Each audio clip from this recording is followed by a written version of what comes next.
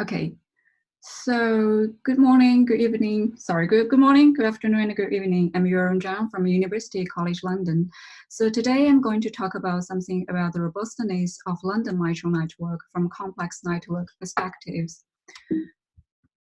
So before digging into the details of doing the mitral robustness analysis, so firstly, I'd like to show you two examples to give you a flavor of why doing robustness analysis is very important.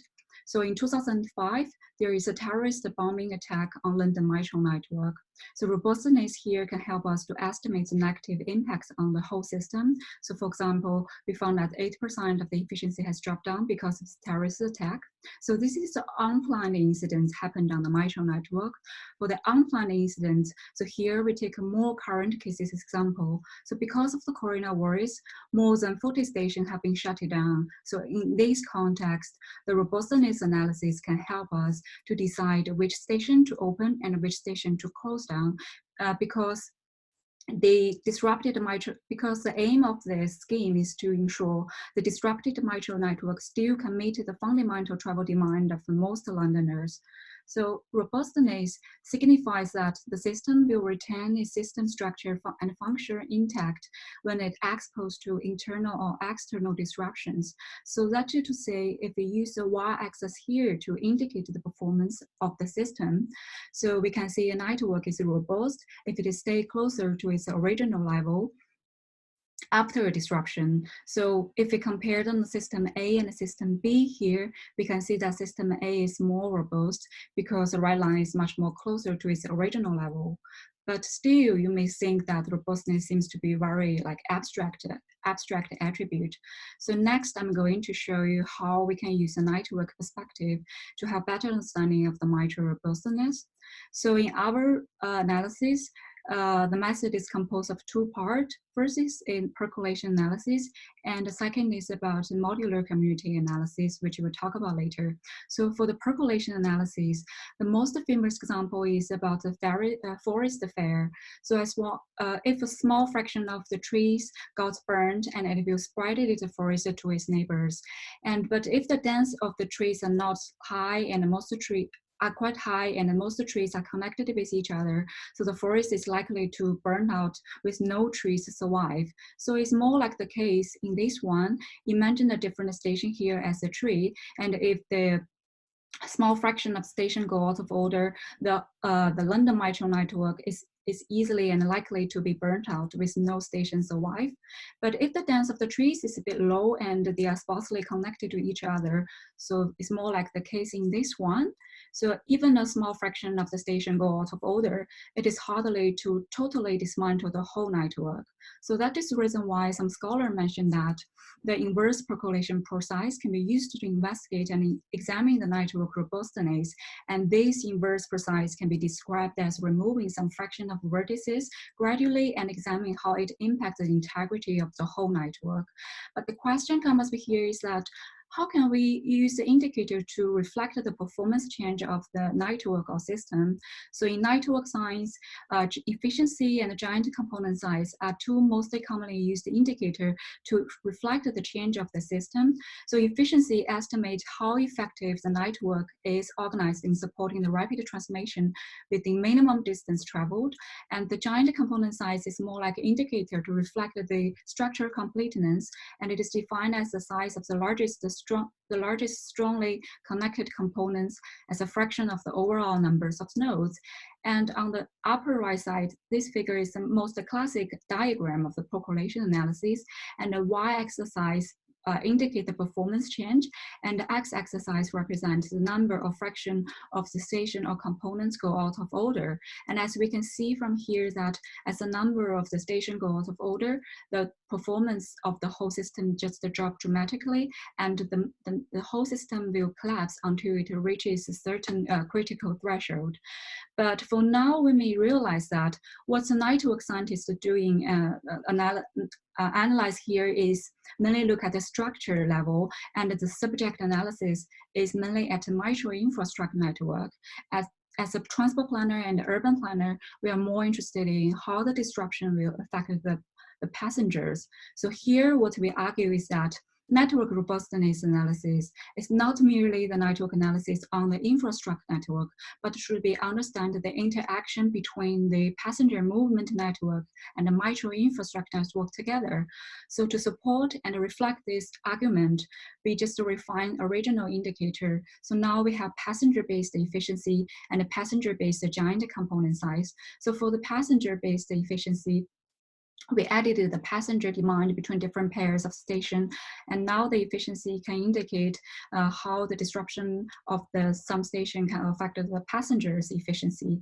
And for the giant component size, instead of using the number of a fraction of station has been disrupted after the disruption, so here we replace it with the number of the passengers, the passengers after the disruption. So now, so to make this argument more clear, we include one more diagram here. So on the left side, we can see this is the perspective from the network scientist. They analyze the robustness of the metro system from the metro infrastructure network perspective. And the difference between these two is about the distance. So the left side one analyzes the distance as topological one, and the right side interpret the distance from the geological perspective. But on the right side is what we argue here, that the robustness should be understood in terms of the coupling between the two networks. So as you can see, the blue network here indicates the movement network here, and the gray network indicates the infrastructure network. And you can see that because of different interpretations, and the efficiency varies a bit. And followed by this logic, we can see that the robustness of the station, or the role of the station in maintaining the robustness, is not only decided by the structure of the metro infrastructure, but also the movement structure. So further on, we just analyze the structure characteristics of the Londoners movement network. And we found that London movement network is characterized with community structure. So which means that the London metro station can be naturally subdivided into different groups, and the station within the group are strongly connected, and they are weakly connected with stations that in other groups. So actually, it's a very universal phenomenon in other networks from other disciplines, such as biology network, social and economic network, and geography and spatial networks. So the question comes here is that what kind of new knowledge can we gain from this special community structure of the movement network? And this is one of the main motivation why we added the modular community analysis after the percolation approach. And the other motivation we add the modular community analysis here is that in our analysis, we found that station with a similar passenger volume may play different roles within and between the communities, and we have no idea how it will affect the passengers at finer grained levels. So specifically, the modular community analysis in our analysis is composed of two steps. So first, we use the community detection analysis to identify the station is belong to which groups, and based on the group membership, we use a ZP score. So I'm not going to explain the details of these equations here, but to put it simple, the idea of the ZP score approach is that we use the Z as an indicator to explore how much it contributes within its own community, and use the P score as an indicator to reflect how much it contributes between different communities. And this is more like a two-dimensional approach. And based on this method, we can also classify different metro stations into this diagram, and this can help the transport planners to do more robust transport planning and management. Next, I'm going to show some initial result of our robust analysis on London Metro network. So first, about the percolation, we found that London Metro network is resilient against the random disruption and is vulnerable to centrality-based disruption in terms of the time lost and the proportion of the passenger to be affected. So on the left side, you can see the purple lines indicate the different scenarios of the random attack. As you can find from this diagram is that even a large amount of stations go out of order, the system can still maintain a quite kind of like a high performance level. So it means that they are quite resilient against the random attack or random disruptions. But compared to other centrality-based attack, highlighted in different colors here, we can find they the performance lines drop dramatically.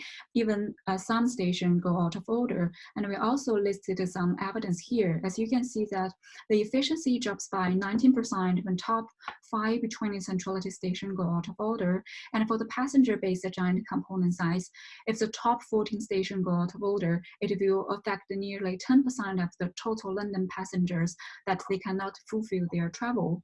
So that is pretty at the micro level. So next we're going to move the modular community analysis.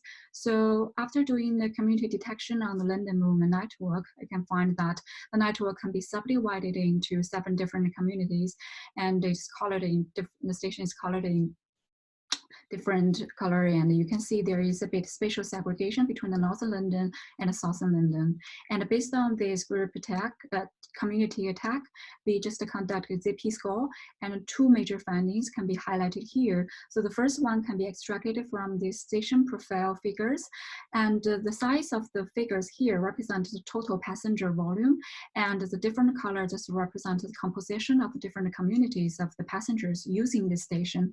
So based on this figure, we find that the station profile varies a lot. So take Stratford station and the Canary Wharf station example. So if we compare the size of the station, they're pretty same. So meaning that they are kind of like having a similar amount of the passenger volume using that station. But if these 2 stations go out of order, and the result is different. So if the Stratford go out of order, it to some extent can affect the passengers comparatively evenly. But for the Canary Wharf, you can see that the major composition of the user are from the yellow community. So if this station go out of order, it will mainly affect the passengers in the yellow community. So these ZP score analysis to some extent can help the planners to know in advance which group of passengers are more likely to be affected after the disruption, and to promote inclusive planning. And the other finding from the ZP score is that we find the compositions of top 10 stations at inter and intra-communities levels are similar, but the ranking orders are different. So for example, the Liverpool station ranked as the top important in terms of intra-important, meaning that the Liverpool station plays a really important role in terms of the community level. But compared to the top 1 ranking, Liverpool station ranked 7th in terms of the inter-important ranking, which means that compared to the intra rows, it plays less important roles in terms of a passenger transferring passengers. And the other finding cannot be regarded as finding, but more like evidence to show including the community analysis in robust analysis is very important, because we found a station with a similar passenger volume play different roles in maintaining robustness. So King's Cross and Pancras Station and Oxford Circus, they have similar amount of passenger volume on weekdays, but because of they play different roles in terms of inter and intra communities, as we can see, the disruption of these 2 stations are dramatically. Here we use the efficiency as example to show it. So that is the initial result here. So to recap our analysis, so London Metro network is robust against the random disruption and is vulnerable to centrality-based disruptions. And also we found that the station plays multiple roles in maintaining the metro robustness at different scales. And in terms of the understanding of the robustness at a theoretical level, and we have 2 points here. So the first point is that the metro robust analysis is not merely the network analysis on the transport infrastructure. So what we argue here is that the robustness analysis should be understood as a coupling or the interaction between the commuting networks and the infrastructure network together. And here we propose the passenger embedded efficiency and the passenger embedded component size to reflect this impact on the passengers. And the second point is that the multi-perspectives could deepen our understanding of the metro robustness. So for example, at a micro level, the percolation approach could help us to know and estimate how the disruption of one station may cause may cause and reduce efficiency of the whole network. And also we can use the critical threshold as a kind of indicator to compare the world metro network, but this might be for the future analysis. And also we find at a meso level, the modular community analysis could help us to enlighten us about the specific roles of station in maintaining robustness. That is very helpful because it offers another skills and interpretation and understanding of the roles of station. So thanks for your attention. And here's my email address and Twitter account. So welcome for your questions and for your discussion. So that's it.